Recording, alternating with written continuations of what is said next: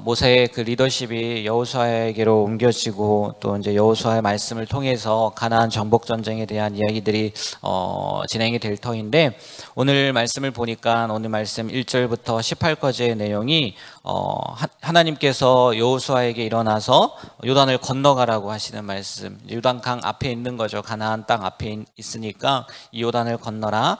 그리고 모세와 함께 하는 것처럼 너와 함께 할 거니까 두려워하지 말라. 대신 율법을 다 지켜 행하라. 이렇게 말씀을 하시고, 또 이미 요단 동편을 차지한 르우벤과 갓, 므낫세 반지파, 이 지파에게 특별히 너희들이 앞서 나가서 싸운다고 했으니까 너희들도 준비하고 있어라. 그 명령에 약속했던 것 지켜라. 이렇게 하는 내용이 오늘 여호수아 1장의 말씀에 있습니다. 이 말씀을 가지고 오늘도 한 3가지 정도 이렇게 나누려고 하는데, 이제 오늘 말씀에서도 보듯이 모세가 죽었어요. 그리고 하나님께서 여호수아에게 말씀을 하고 계십니다.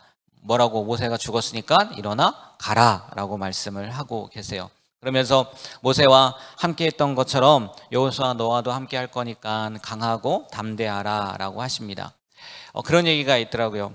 다음 세대의 지도자가 제대로 일어설 수 있게 하려면은 그 먼저 지도자는 사라져야 된다는 거예요. 오늘 말씀에서는 모세가 죽었죠. 죽기가 그렇다면 좀 사라지기라도 해야 된다고 이렇게 이야기를 하더라고요. 그걸 리더십의 이양이다라고 얘기를 하는데, 리더십이 옮겨지려면 이 먼저 있던 그 리더의 영향력에서 벗어나야 된다는 거죠. 그래서 우스갯소리로 모세가 죽어야 여호수아의 영향력이, 여호수아의 리더십이 살아날 수 있기 때문에 모세가 죽은 것은 불순종해서이기도 하지만 다 하나님의 숫 가운데 있었던 거다라고 표현을 하기도 하더라고요. 죽어야 사는 리더십인 거죠. 죽어야 자기의 리더십이 산다는 게 아니라 다음 세대의 리더십이 산다, 이런 얘기인데, 리더십뿐이겠습니까? 우리의 삶에서도 마찬가지라는 거죠. 그러니까 신약에 보면 갈라디아서 2장 20절 말씀이 있잖아요. 내가 그리스도와 함께 십자가에 못 박혔나니 그런즉 이제는 내가 산 것 아니요 오직 내 안에 그리스도께서 사시는 것이라. 십자가에 못 박혔다는 게 무슨 얘기겠어요? 죽는다는 얘기잖아요. 우리가 내가 사는 것이 아니라 예수님이 사신다는 것. 그러니까 내가 죽지 않고서는 결코 예수님의 영향력이 우리의 삶 가운데에서 나타날 수 없다는 이야기일 거라는 거죠. 오늘 이 모세의 뒤를 이어서 여호수아가 그 리더가 되었던 장면, 또 모세의 죽음 뒤에 이 일이 일어났던 장면을 통해서 이 사실을 기억했으면 좋겠어요. 내가 죽어야, 모세가 죽어야 여호수아의 영향력이, 여호수아의 리더십이 살았던 것처럼 내가 죽어야 내 안에서 그리스도의 영향력이, 예수님의 영향력이 나타날 수 있는 거구나. 이 말씀으로요, 우리 이렇게 적용해 봤으면 좋겠어요. 그래서 이 새벽부터 이런 인사를 나누길 좀 그렇지만 멀리 계신 분들과도 이렇게 인사를 나눴으면 좋겠어요. 우리 죽읍시다 라고요. 네, 살아서 왔는데 죽읍시다 그러네요. 네, 표현하기가 싫으신가 봐요. 그죠? 죽어야 산다는 거죠. 여러분, 우리 자신을 죽이고 우리 안에서 예수님의 영향력이 이렇게 나타나는 그런 귀한 삶을 사셨으면 좋겠어요. 그리고 조금 더 다른 관점으로 오늘의 여호수아를 한번 생각해 봤으면 좋겠어요. 그리고 하나님이 어떤 분이신지.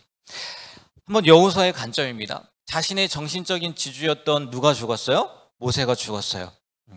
그렇잖아요. 얼마나 힘이 되었겠어요. 물론 자신에게 리더십을 이양을 했지만 모세가 있다는 거는요, 어쩌면 큰 힘이 되었을 수도 있을 거란 말이에요. 그리고 모세가 담당했던 수많은 이스라엘 백성들이 지금 누구 앞에 있는 거예요? 여호수아 앞에 있는 거예요. 그런데 우리가 이 말씀을 통해서 계속 보아왔듯이 이스라엘 백성들을 하나님께서 뭐라고 표현하세요? 목이 곧은 백성이라고 표현을 하세요. 틈만 나면 불평하고, 틀만 나면 불만을 얘기하고, 턱 하면 자기 뜻대로 하는 백성들이 어떤 사람들이에요? 지금 눈앞에 있는 사람들이란 말이에요. 모세는 갔고, 그 사람들이 지금 누구의 몫이 된 거예요? 여호수아의 몫이 된 거란 말이에요. 그 마음이 어땠을 것 같아요? 이 모세가 죽었으니까 이제 나한테 영향력이 이양이 됐으니까 내 마음대로 해봐야지. 그래, 난 잘할 수 있어. 이렇게 했을까요? 아니라는 거예요. 분명히 두렵고 떨렸을 거라는 거예요. 과연 내가 이 목이 곧은 백성 40년 광야 생활 동안 그렇게 하나님이 좀 순종해라 해도 툭 하면 자기 뜻대로 살았던 이 백성들을 내가 어떻게 가나안 땅으로 인도할 수 있을까? 내가 이들을 어떻게 지도할 수 있을까? 아마 수많은 생각들을 했었을 거라는 거죠. 두려웠다는 건 당연한 걸 거예요. 그러니까 오늘 말씀 가운데에도요, 하나님께서 계속 여호수아에게 말씀하시는 게 뭐예요? 두려워하지 마라. 강하고 담대해라. 내가 너와 함께 하겠다. 심지어 이스라엘 백성들도요, 오직 강하고 담대하라. 뭐 전체 다는 아니죠. 오늘 말씀이 두 지파 반, 르우벤과 므낫세 반, 그 다음에 갓 지파, 이 두 지파 반이 이야기한 거겠지만 이스라엘 백성들도 여호수아 지도자님 걱정하지 마세요. 두려워하지 마세요. 염려하지 마세요. 그렇게 말했겠습니까? 분명히 두려웠을 거라는 거죠. 그런데 우리가 이 두려워한다는 것도 알겠지만 정말 감사할 게 뭐냐면은 하나님이 그거를 안다는 거예요, 모른다는 거예요? 안다는 거예요. 하나님이요, 지금 여호수아의 마음이 어떤지 다 아신다는 거예요. 우리의 사정, 상황, 그리고 정확히 무엇이 필요한지도요, 하나님은 다 아신다는 거예요. 그리고 아시는 것으로 끝나는 것이 아니라 하나님께는요, 그 문제를 해결할 수 있는 능력이 있으십니까? 없으십니까? 있으신다는 거죠. 있으신다는 거예요. 이런 하나님이요, 저와 여러분의 하나님이라는 거예요. 네. 근데 문제는 뭐냐면 아는 것만으로 끝나지 않더라고요. 아는 것만으로.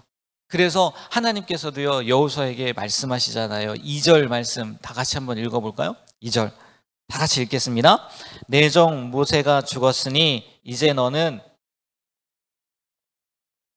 이 요단을 건너 내가 그들 곧 이스라엘 자손에게 주는 그 땅으로 가라. 아멘. 아는 것으로 끝나지 말고 뭐 해야 된다고요? 말씀대로 일어나 나아가야 된다는 거예요. 쉽게 말해 순종해야 한다는 거죠.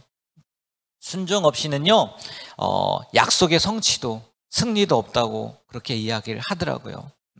그러면 또 이제 이런 어려운 상황 가운데, 이런 힘든 상황 가운데 또 순종은 또 어떻게 해요? 라고 이렇게 물을 수 있다는 거예요. 왜 순종도 쉽지 않거든요. 근데 굳이 우리가 순종의 이유를 든다고 한다면 우리에게는요, 하나님의 뭐가 있냐? 약속이 있기 때문이라는 거예요. 뭐가 있다고요? 하나님의 약속이. 아마 우리가 인생을 살면서도요, 신뢰할 만한 사람, 그리고 그 약속을 지킬 능력이 되는 사람이 우리와 약속을 했다면 어쩌면요, 그것만으로, 약속했다는 것 그거 하나만으로도요, 안도의 한숨을 쉴 수 있을 거라는 거예요. 그런데 그 약속을 전능하신 하나님, 이 세상 만물을 창조하신 하나님께서 해주셨다는 거죠.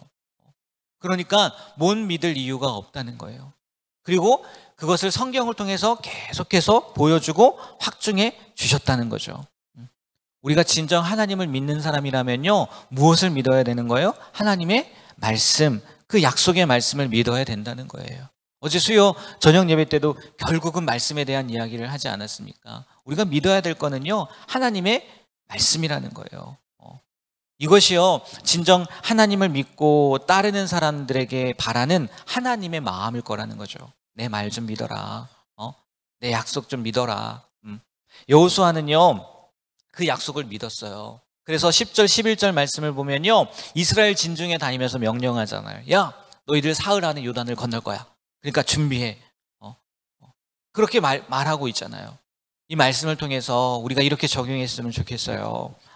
우리의 삶 가운데 모세가 죽은 것과 같은 상황이 다가왔습니까? 두려워하지 말고 담대하라는 거예요. 그리고 무엇을 믿으라고요? 하나님의 약속을 믿으라는 거예요.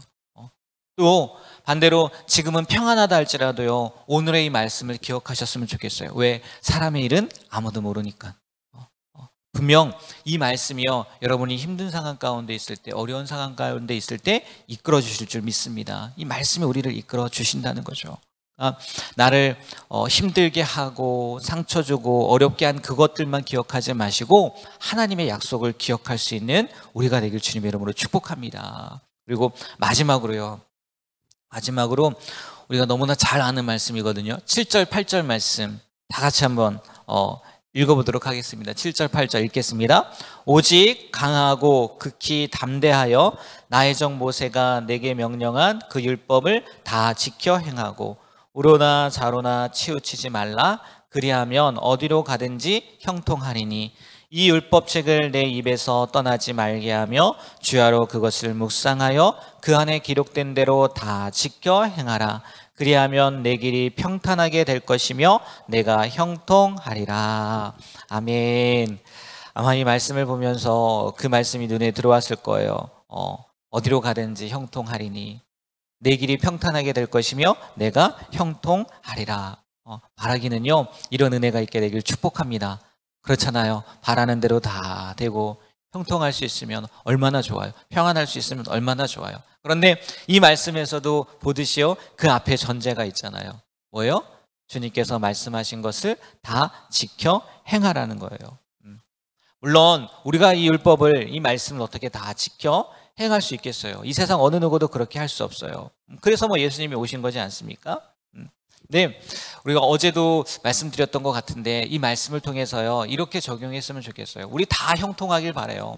다 평안하길 바라요. 근데 또 그러기 위해서 앞에 말씀처럼 하나님의 말씀을 다 지켜야 된다는 것도 알아요. 근데 문제는 뭐냐면 결정적일 때 내가 마음에 들지 않거나 내 뜻에 맞지 않으면 순종하려고 안 한다는 거죠. 그러니까 오늘 이 말씀을 통해서 다 지켜 행하라. 이게 내 마음에 맞지 않는다 할지라도 어떻게 내가 이걸 할 수 있을까?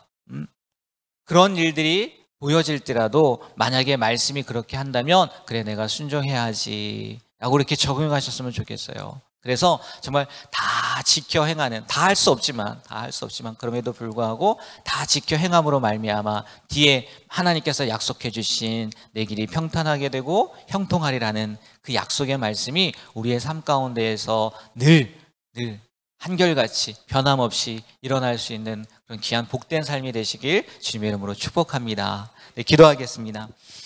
하나님, 오늘부터 여호수아의 말씀을 통해서 또 우리가 어떠한 모습으로 살아가야 되는지 알려주시고 또 그것을 통해서 하나님의 살아계심을 경험할 수 있게 해주실 줄 믿습니다. 하나님, 오늘 말씀을 통해서 내가 죽지 않고는 예수님의 영향력이 살아날 수 없다는 것과, 그리고 두렵고 힘들지만 하나님의 약속을 믿고 다시 일어서고 또 무엇이든지 하나님께서 말씀하시는 것에 순종할 수 있는 믿음을 허락해 주셔서 우리의 삶이 오늘 여호수아 1장 7절 8절의 말씀처럼 다 형통의 삶, 평안한 삶을 살아가게 되는 그런 귀한 은혜, 복을 허락하여 주시옵소서. 정말 예수 믿게 되었는데, 하나님의 자녀가 되었는데 이 세상 가운데에서도 복된 인생이 되길 소망합니다. 또 많은 사람들에게 하나님을 믿음으로 말미암아 우리의 삶이 이렇게 아름답게 변했다는 것을 보여주고 증거하고 싶습니다. 하나님, 우리와 동행하여 주시고